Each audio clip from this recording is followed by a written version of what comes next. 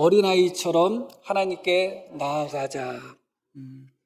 예수님은 유독 어린아이를 참 좋아하셨다 하는 생각이 듭니다. 실제로 어린아이를 또 좋아하셨고, 또 어린아이와 같은 그런 마음, 어린아이와 같은 그런 자세를 가진 성도들을 참 귀하게 여기셨다, 그런 생각이 듭니다. 심지어 예수님은 어린아이와 같이 천국을 받들지 않는 자, 어린아이와 같이 자기를 낮추지 않는 자는 하나님의 나라에 들어갈 수 없다, 그렇게까지 말씀하셨습니다. 그래서 신앙인으로서 이 어린아이로서의 마음을 갖는 것, 또 어린아이를 소중히 여기는 것은 너무나 중요한 것이 아닌가, 그렇게 생각을 하게 됩니다. 오늘 말씀은 우리가 25절부터 읽었는데 지난주에 말씀을 전했던 그런 본문입니다. 그러나 오늘은 11장 전체가 오늘 말씀의 본문이 된다, 그렇게 이해하시고 말씀을 들으시면 될 것 같습니다. 20절 말씀 한번 보겠습니다. 예수께서 권능을 가장 많이 행하신 고을들이 회개하지 아니하므로 그때에 책망하시되, 이렇게 말씀이 나옵니다. 예수님께서 권능을 가장 많이 행하신, 기적을 가장 많이 행하시고 또 이적을 많이 행하셨던 그 고을들이 오히려 회개하지 않았다. 그래서 예수님께서 책망하셨다, 그렇게 말씀합니다. 대표적으로 벳세다라는 곳, 떡 몇 덩어리 가지고 5,000명을 먹이시는 그런 놀라운 이적을 행하셨던 곳이죠. 그런 곳 사람들이 회개하지 않았다. 또 예수님은 가버나움이라는 곳을 선교 기지로 삼아서 가버나움에서 말씀도 많이 가르치시기도 하고 또 기적도 또 많이 행하셨습니다. 그런데 그 가버나움이라는 곳도 오히려 회개하지 않는 그런 모습을 보여주고 있었던 것이죠. 그래서 예수님은 도리어 예수님의 은혜를 가장 많이 받고 예수님의 기적을 가장 많이 체험하고 예수님의 능력과 권능을 가장 많이 본 그런 고을들, 그런 사람들이 도리어 회개하지 않고 도리어 예수님을 대적하는 그런 모습을 보면서 책망하셨다, 그렇게 말씀이 나옵니다. 그런데 왜 그럴까? 많은 기적을 경험하면 그들이 예수님을 믿어야 되지 않겠어요? 많은 은혜를 받으면 그들이 회개해야 되지 않겠습니까? 그런데 예수님의 가르침을 가장 많이 받고 예수님의 기적을 가장 많이 직접 목격했던 고을의 사람들이 회개하지 않았다는 겁니다. 그렇기 때문에 주님께서 책망하신 것이죠. 그 이유가 25절 말씀부터 나옵니다. 그때 예수께서 대답하여 이르시되 천지의 주제이신 아버지여, 이것을 지혜롭고 슬기는 자들에게는 숨기시고 어린아이들에게는 나타나심을 감사하나이다. 이어지는 말씀, 옳소이다. 이렇게 된 것이 아버지의 뜻이니이다. 이렇게 말씀합니다. 옳습니다. 이렇게 된 것이 아버지의 뜻입니다. 무엇이 아버지의 뜻이라는 거요? 지혜롭고 슬기로운 자에게는 감추시고 어린아이들에게는 나타내신 것. 그래서 도리어 지혜롭고 슬기로운 자들은 깨닫지를 못하고 예수님이 누군지 발견하지 못하고 예수님의 능력을 행하고 이적을 행하셔도 그것을 보고 예수님을 믿지 못하고, 그러나 어린아이들이나 어린아이와 같은 마음을 가진 자들은 도리어 예수님을 더 잘 믿게 되고 예수님을 더 바르게 알게 되는 것, 바로 그것이 옳소이다. 이렇게 된 것이 아버지의 뜻입니다. 그렇게 표현하고 있습니다. 다시 25절 말씀을 보겠습니다. 천지의 주제이신 아버지여, 이렇게 말씀이 나옵니다. 우리 하나님은 천지의 주제이시죠. 천지 만물을 창조하셨을 뿐만 아니라 천지 만물을 지금도 다스리고 계시는 분이죠. 우주의 어느 곳에 속해 있는 분이 하나님이 아니라 지구뿐만 아니라 우주 전체가 하나님께 속해 있는 거예요. 다시 말씀드리면 하나님은 우주 만물보다 더 크신 분이에요. 그 이야기는 우주 만물보다 더 크신 분이기 때문에 누구도 자기의 지혜로서, 자기의 지성으로서, 자기의 머리와 생각으로서 하나님을 알 수 있는 사람은 없다는 거예요. 우리가 아무리 뛰어난 머리를 갖고 있다 할지라도, 인간이 아무리 뛰어난 지성을 갖고 있다 할지라도 인간의 지성과 인간의 이성을 가지고서는 하나님을 알 수가 없어요. 왜냐하면 인간은 우주 전체의 먼지보다도 작은 존재고 하나님은 우주 전체보다 더 크신 하나님이기 때문에 그렇습니다. 그렇기 때문에 아무리 지혜롭고 아무리 명철하고 아무리 슬기롭다 할지라도 그 사람의 지혜와 그 사람의 명철과 그 사람의 지식으로 하나님을 알 수 있는 사람은 아무도 없습니다. 어떤 우주인이 우주에 갔더니 하나님이 없더라. 그럼 진짜 말도 안 되는 소리를 한 우주인도 있습니다. 우주에 가서 잘 찾아보면 하나님이 보일까요? 보이지 않습니다. 우주선을 만들어서 우주를 가는 시대라 할지라도 우주선을 만들어서 인간의 지식과 인간의 과학으로 우주를 간다 할지라도 인간의 그 과학과 인간의 지식으로 하나님께 나아가지는 못합니다. 하나님은 천지의 주제시고 천지 만물보다 크신 하나님이시기 때문에 그렇죠. 그러면 어떻게 하나님을 알 수 있을까? 인간의 지식과 인간의 지혜와 인간의 이성으로다는 불가능하다고 말씀을 드렸습니다. 어떻게 하나님을 알 수 있을까? 27절 말씀 보겠습니다.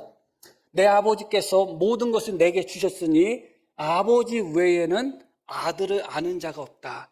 예수님에 대해서 알고 있는 분은 누구밖에 없다는 거요? 아버지 하나님밖에 없다는 거요. 당연하죠. 예수님이 하나님의 아들이잖아요. 하나님에 대해서 우리가 알 수 없다면 예수님에 대해서도 우리는 알 수 없는 존재예요.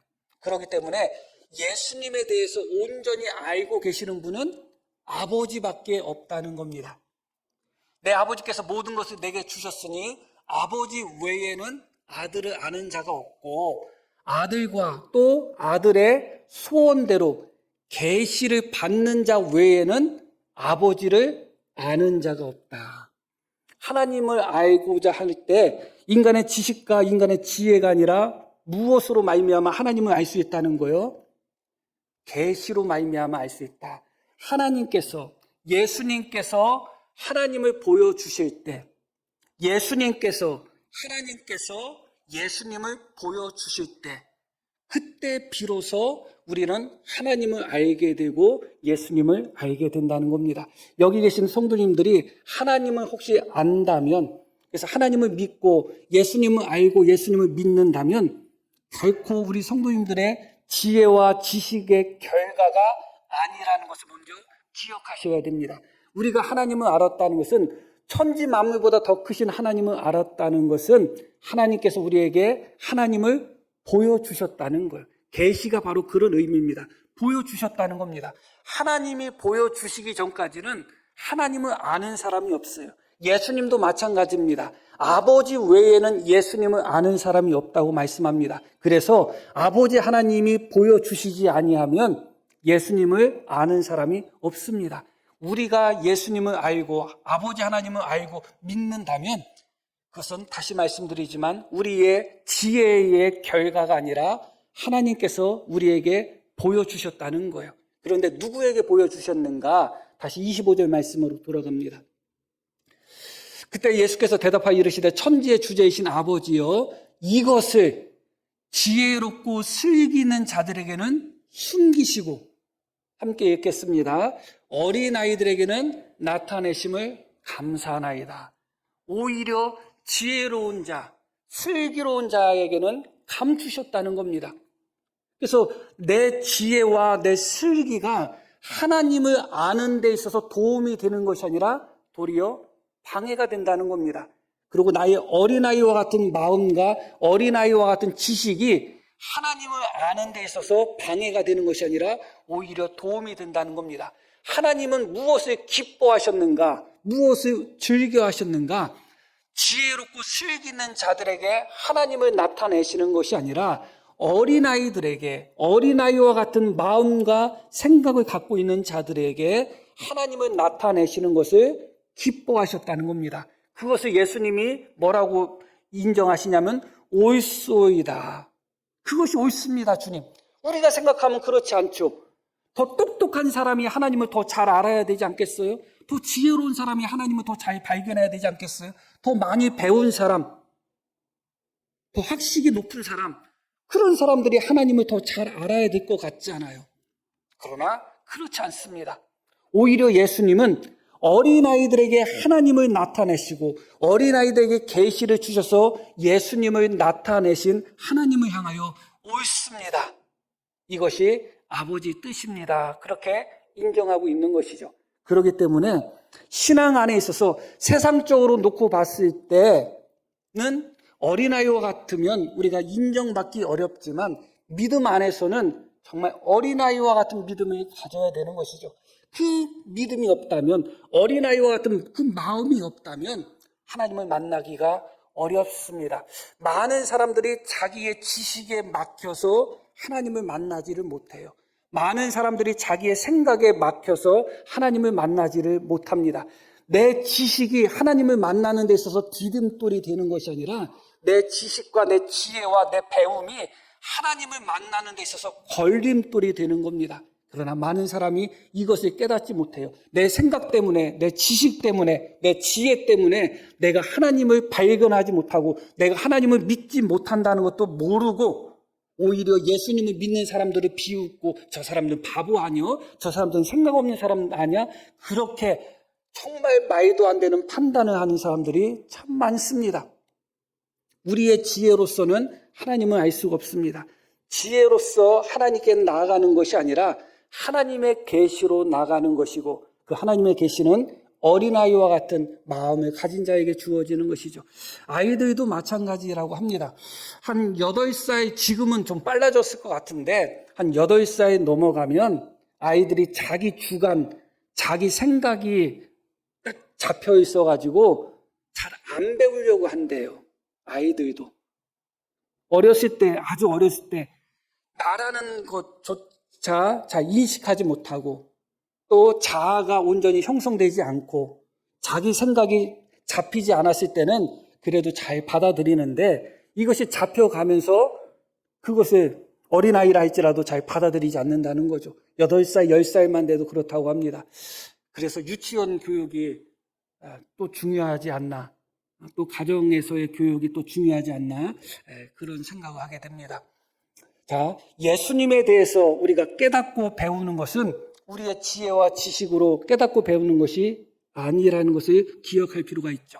그래서 오히려 주님을 믿는 데 있어서는 우리의 지혜, 우리의 슬기, 우리의 지식이 주님을 믿는 데 있어서는 도리어 걸림돌이 될 때가 많다. 어린아이와 같은 마음을 가진 자에게 하나님께서 나타내시는 거고 천지보다 더 크신 하나님은 어린아이의 마음에는 들어갈 수 있지만 자신이 지혜롭다 생각하고 자신이 똑똑하다고 생각하는 교만한 어른들의 마음에는 그 하나님이 들어가지를 않아요. 이게 믿음의 신비인 거예요. 천지 만물보다 더 크신 하나님이 어린아이 마음에는 들어가신다니까요.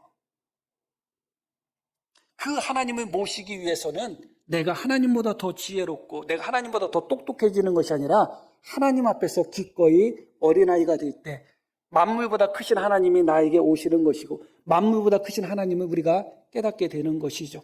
그런데 이 11장 전체에서 세례 요한이라는 분이 나옵니다. 너무나 유명한 사람이죠. 11장 시작에서부터 세례 요한이 시작이 되는데 자, 2절 말씀 한번 보겠습니다.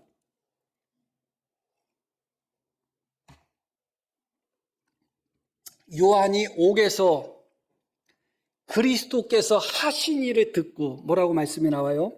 예수님께서 행하신 일들, 기적들을 이야기하죠. 이런저런 예수님의 사역들. 예수님의 사역은 메시아의 사역, 그리스도의 사역입니다. 그런데 메시아로서의 사역, 그리스도의 사역을 요한이 듣고 제자들을 보냈다. 이어지는 말씀.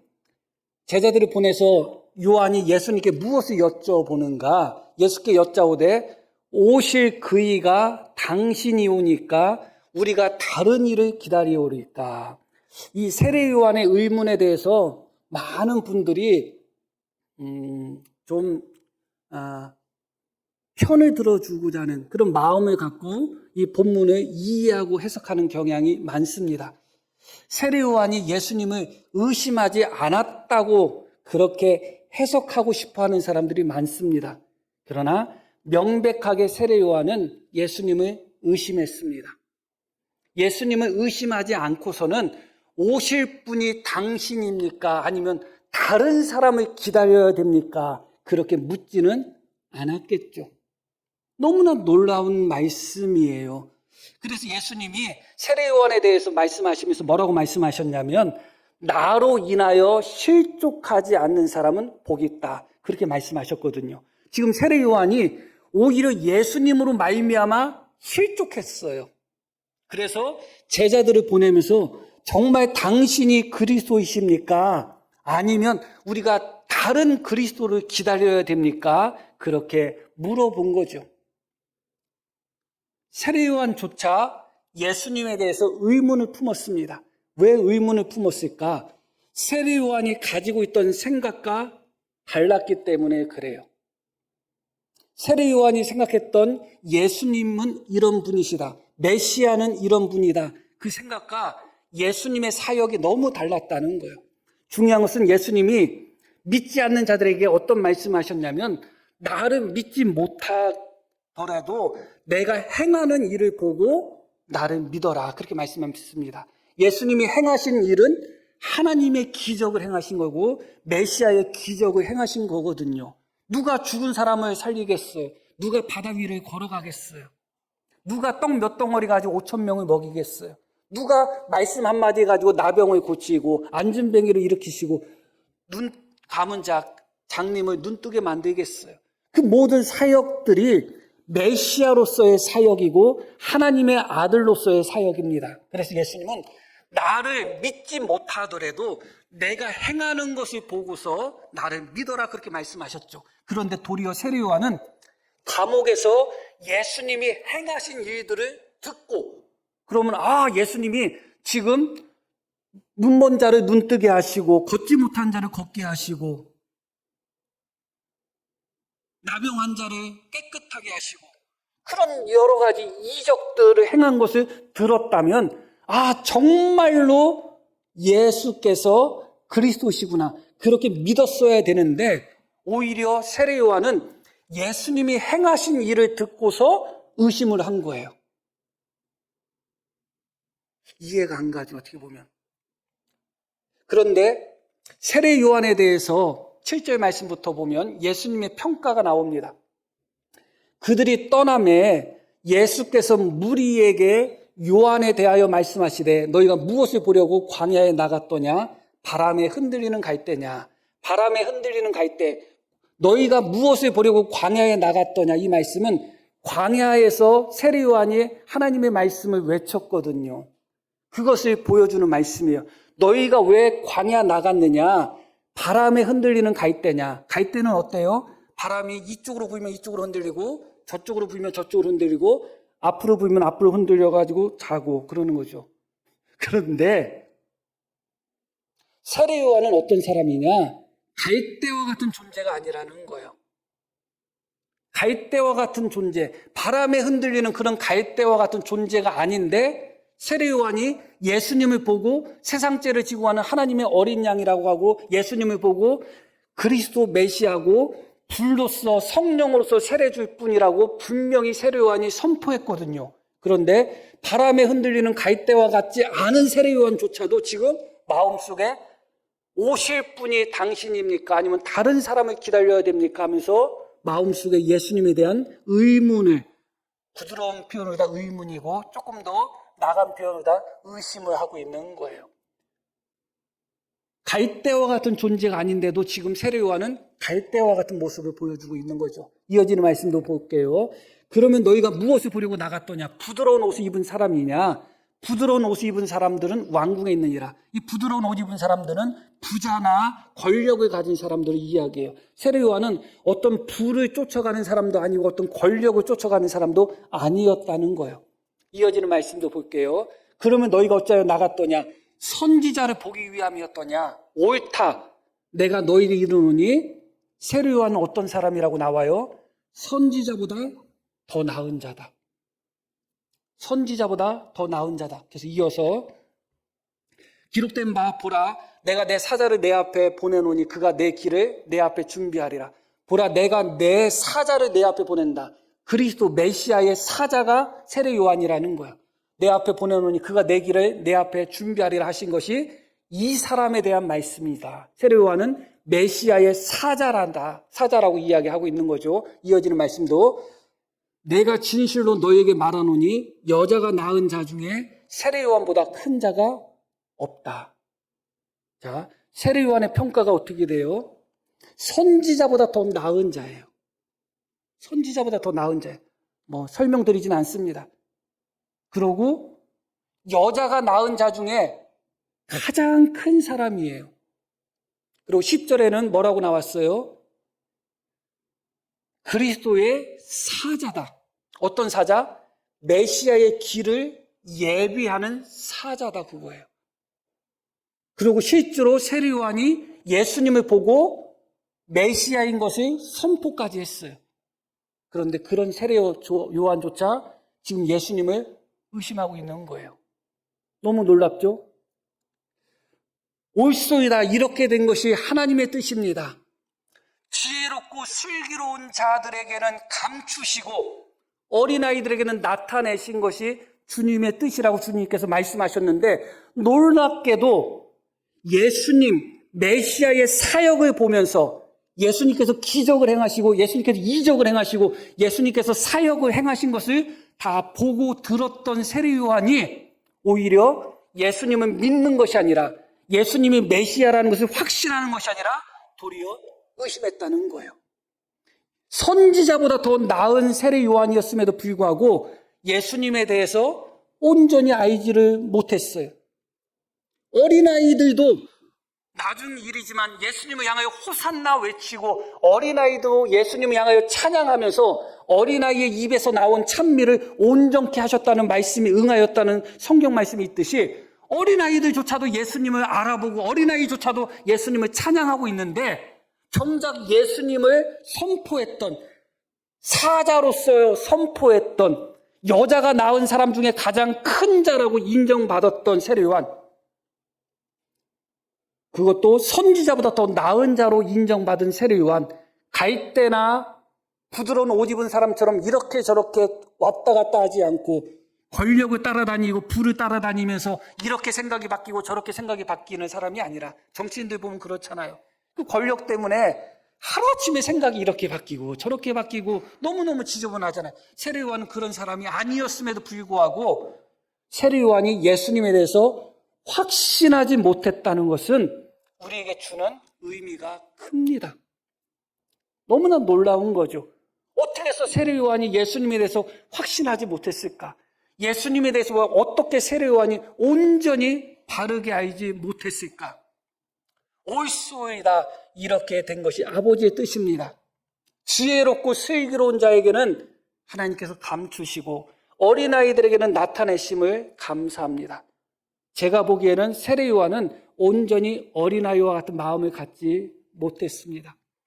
이런 말이 있죠. 설교를 가장 은혜 받기 어려운 사람들이 누구인가 할 때 목사들이 설교 은혜 받기를 가장 어렵다, 그렇게 이야기를 하는 경향들이 있습니다. 왜 그러냐? 이미 알고 있다는 거예요. 알고 있다는 거예요. 그런데 놀랍게도 내가 알고 있다는 생각, 내가 성경에 대해서 박사라는 생각, 나는 성경을 가지고 말씀을 전하는 사람이지, 나는 성경을 가지고 말씀을 가르치는 사람이지 듣는 사람이 아니라는 그런 생각과 교만 속에서 오히려 많은 목회자들이 하나님의 말씀에 대해서 오히려 깨닫지 못하는 함정에 빠져 있어요. 제가 이 말씀을 묵상하면서 나도 어쩌면 세례 요한과 같을 수도 있겠다 하는 생각이 들었던 거죠. 누구보다 예수님을 잘 알고 있다고 할 수 있는 사람이 누구겠어요? 세례 요한 아니에요? 세례 요한이 예수님을 가장 잘 알고 있어야 돼요. 그런데 예수님이 행하신 모든 기적들을 다 이야기 듣고 나서, 다 보고 나서 세례 요한이 당신이 진짜 메시아입니까? 아니면 다른 메시아를 기다려야 됩니까? 그런 반응을 보이고 있어요. 세례 요한이 예수님을 알아보지 못한 거예요. 온전히. 누구보다 예수님을 바르게 알아야 될 세례 요한이 왜 그랬을까? 오늘 말씀 문맥 속에서 다시 말씀드리지만 세례 요한이 지혜롭고 슬기롭기 때문에 그래요. 목사로서 하나님의 말씀을 많이 안다는 것은 참 복입니다. 그런데 내가 하나님의 말씀을 알고 있다는 것, 그것 때문에 오히려 하나님의 말씀을 깨닫는 데 있어서 방해가 될 때가 많아요. 내가 이미 알고 있는 내 지식과 내 생각을 가지고 하나님의 말씀을 보니까 하나님의 말씀이 오히려 안 보이는 거예요. 그래서 어느 때는 신앙생활 얼마 하지 않은 분들이 하는 말을 듣고 목사인 제가 깜짝 놀랄 때가 있어요. 아니 어떻게 그런 생각을 했을까? 그 순간에 깨닫게 되는 거죠. 옳소이다. 이렇게 된 것이 하나님의 뜻입니다. 지혜롭고 슬기로운 자에게는 감추시고 어린아이들에게는 나타내신 것이 주님의 뜻입니다. 그렇게 우리가 인정할 수밖에 없는 것이죠. 마태복음 3장 말씀 한번 보겠습니다. 이건 세례 요한이 예수님에 대해서 선포한 내용이에요. 이미 도끼가 나무 뿌리에 놓였으니 좋은 열매를 맺지 아니하는 나무마다 찍혀 불에 던져지리라. 나는 너희로 회개하기 위하여 물로 세례를 베풀거니와 내 뒤에 오시는 이는 나보다 능력이 많으시니, 예수님을 이야기하는 거예요. 메시아.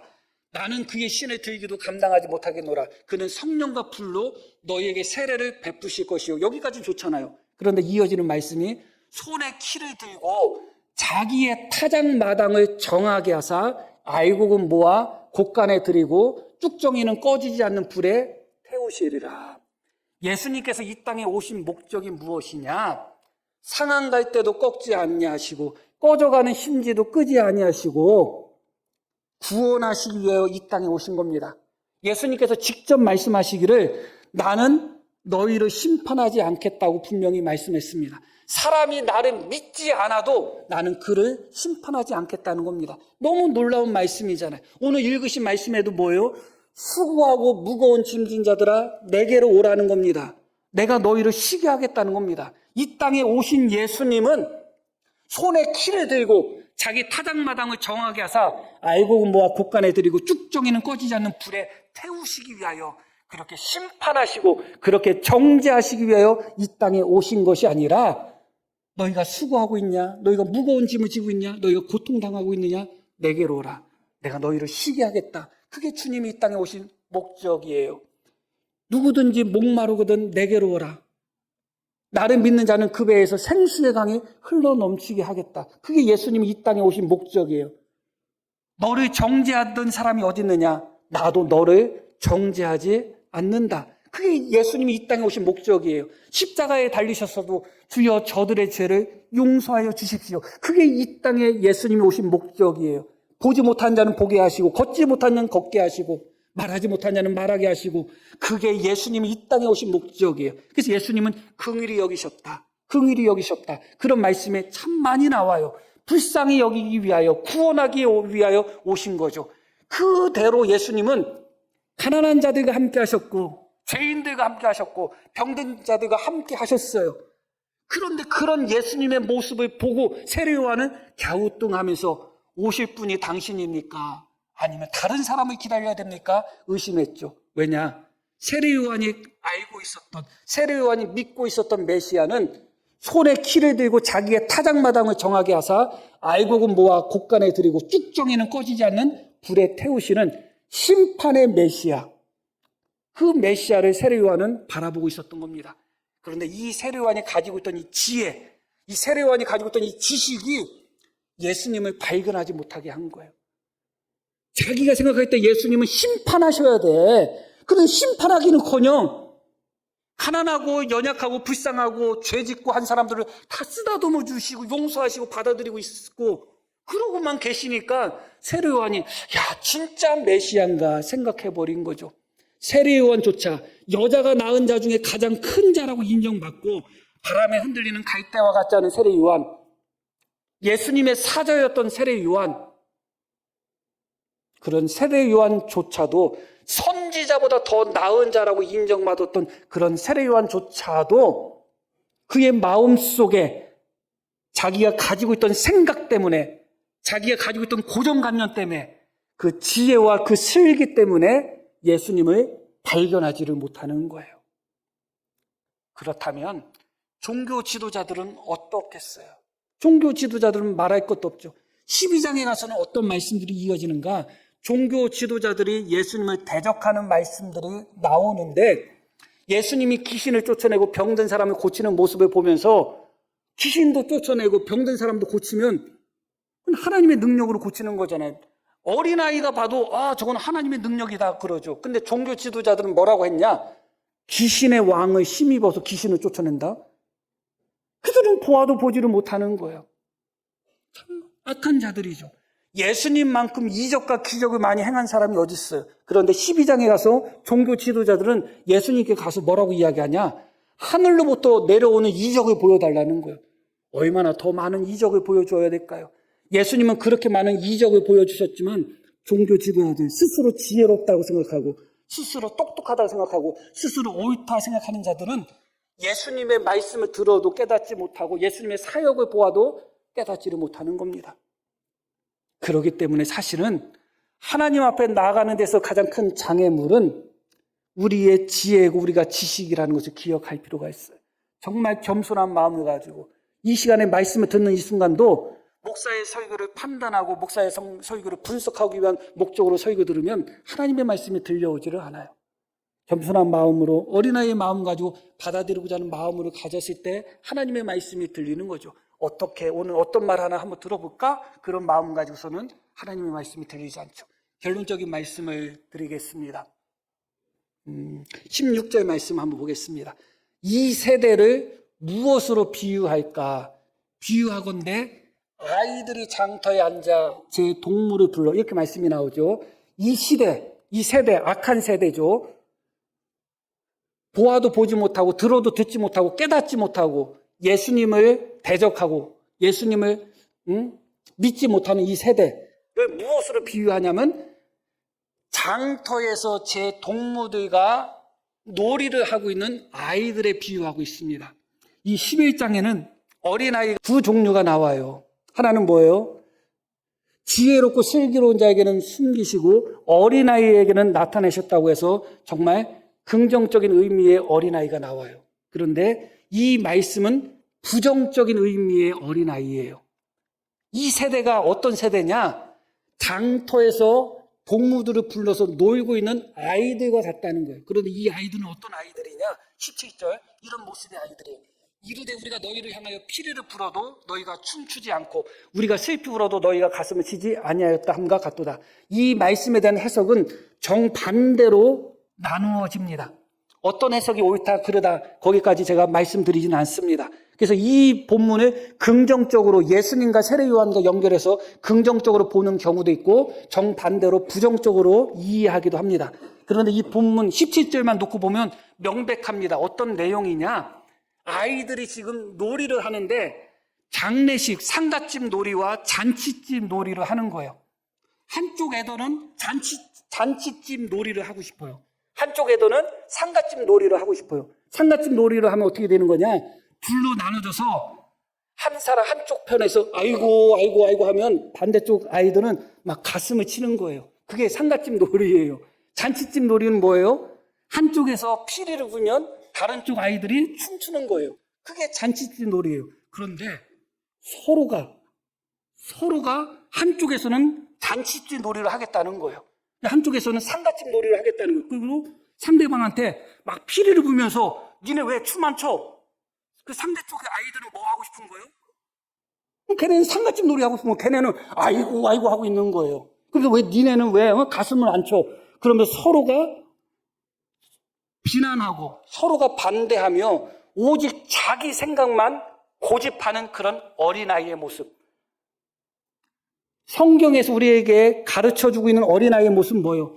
겸손하고 낮아지고 내가 부족함을 인정하며 배우고자 하는 마음, 받아들이고자 하는 마음, 하나님을 믿고자 하는 마음의 어린아이인데 이 세대의 어린아이들, 장터의 어린아이들은 뭐냐? 내가 하고 싶은 거, 내 생각만 고집하는 거야. 나는 오늘 잔치집 놀이만 할 거야.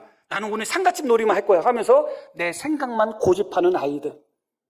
이 아이들의 두 종류거든요. 아이들 보면 외요 그렇게 잘하는 아이가 있어요. 두 종류의 외요가. 하나는 뭐냐? 정말 몰라서 배우고자 하는 마음, 호기심이 많아서 그게 왜 그런데요? 이렇게 외요하는 아이들이 있어요. 그런 아이들은 잘 배웁니다. 그런데 자기 생각이 너무 강하고 자기 고집이 너무 강해서 외요하는 아이들이 있어요. 어른들이 이렇게 하면 왜요? 왜 그렇게 해야 되는데요? 왜요? 난 싫은데요? 이런 아이들이 있어요. 당황스러워요. 내가 남자식이니까 때리지도 못하고 그냥 혼자 상처받는 거예요. 너 그러면 안 돼. 왜요? 네. 왜요? 왜 안 되는데요? 이게 바로 장터에 있는 아이들의 모습이에요. 우리가 하나님 앞에 어린아이가 될 때 어떤 어린아이가 돼야 되겠어요? 응? 왜 그렇게 해야 되는데? 응? 왜? 뭐 때문에? 왜? 이런 어린아이가 돼야 될까요? 나는 죽어도 나는 잔치 놀이만 할 거야. 너희가 아무리 애국해도 나는 춤출 거야. 그런 모습의 어린아이가 돼야 될까요? 그렇지 않습니다. 기꺼이 내 자신의 약함을, 내 자신의 부족함을, 내 자신의 연약함을 인정하며 하나님, 나의 능력으로다, 나의 지혜로다, 내 생각으로다는 하나님을 깨달을 수 없으니, 하나님의 말씀을 깨달을 수 없으니 하나님 나에게 말씀을 보여주시고 은혜를 내려주십시오. 그렇게 겸손한 진짜 어린아이와 같은 마음을 품을 때 하나님의 은혜가 임합니다. 하나님의 깨달음이 임하고 하나님의 계시가 임하는 것입니다. 우리가 하나님을 모르는 것은 어린아이와 같은 어리석음 때문이 아니라, 어린아이와 같은 부족함 때문이 아니라 너무 지혜롭고 너무 똑똑하고 내 생각이 너무 강해서 하나님을 알지 못합니다. 하나님은 어린아이와 같은 자에게 계시하기를 원하시는 것이고 우리 예수님은 그것을 옳습니다. 인정하셨습니다. 우리 모두 다 정말 주님 앞에서 어린아이가 되기를 다시 한번 소망합니다. 자, 우리 들으신 말씀 기억하며 함께 기도하시겠습니다.